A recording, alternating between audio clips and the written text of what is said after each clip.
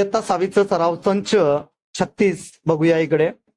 खालील आकृत्यांचे निरीक्षण करा. कोणावरून कोणाचा त्रिकोणाचा प्रकार लिहा. बघा इथे 90 अंशाचा दिलेला आहे. असं चिन्ह आहे म्हणजे हा किती अंशाचा आहे?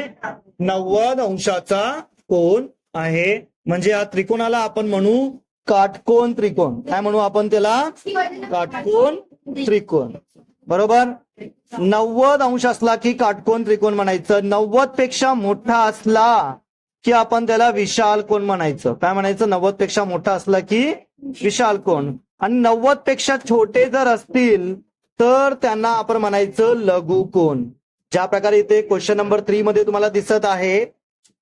इथे बघा 70, 48, 65 म्हणजे 90 पेक्षा छोटे आहेत सर्व. 90 पेक्षा छोटा म्हणजे लघु कोन. तर इथं दिलेलं आहे PQR हा काटकोन त्रिकोण आहे असं लिहायचंय. XYZ हा वाला जो आहे विशाल कोन त्रिकोण आहे आणि हा लघु कोन त्रिकोण आहे. समजलं हे? आणि दुसरं पुढे क्वेश्चन नंबर प्रश्न क्रमांक 2 मध्ये बघा काय दिलेला आहे. बाजूवरून होणारा त्रिकोणाचा प्रकार सांगायचा. हा कोणावरून सांगितलेला आहे आपण आणि हा बाजूवरून. बघा AB, AC आणि BC या 3 बाजू आहेत आणि तिन्ही वरती एक एक अशी लाईन काढलेली आहे. म्हणजे तिन्ही बाजू समान आहेत. जेव्हा तिन्ही बाजू समान असतात त्या त्रिकोणाला आपण म्हणतो समभुज त्रिकोण. समभुज त्रिकोण. ओके. याला आपण इथं लिहायचं समभुज त्रिकोण. इथे बघा एकही बाजू समान नाही. कशावरून? इथे एक लाईन आहे, इथे 2 आहे, इथे 3 आहे. एकही लाईन जेव्हा समान नसते तेव्हा हा विषमभुज त्रिकोण असतो. कुठला असतो? विषमभुज त्रिकोण. जेव्हा फक्त 2 बाजू समान असतील, बघा इथे 2 बाजू समान आहेत, तेव्हा आपण म्हणायचं त्याला समद्विभुज. सम म्हणजे समान आणि द्वि म्हणजे 2. समद्विभुज त्रिकोण. ओके. तर इथं लिहूया आपण समद्विभुज त्रिकोण आहे. हा कुठला त्रिकोण आहे? हा समद्विभुज त्रिकोण आहे. इथे वरती पण लिहूया आपण की हा काटकोन त्रिकोण आहे. हा जो आहे विशाल कोन त्रिकोण आहे आणि हा छोटा जो होता जो 90 पेक्षा छोटा आहे त्याला आपण लघुकोन देणार आहोत. लघुकोन त्रिकोण. आलं लक्षात?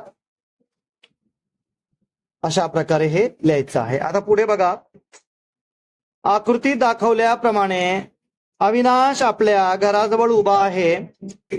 अविनाशचं घर इकडं आहे. त्याला शाळेत जाण्यासाठी 2 मार्ग आहेत. एक मार्ग हा वाला आणि एक मार्ग हा वाला.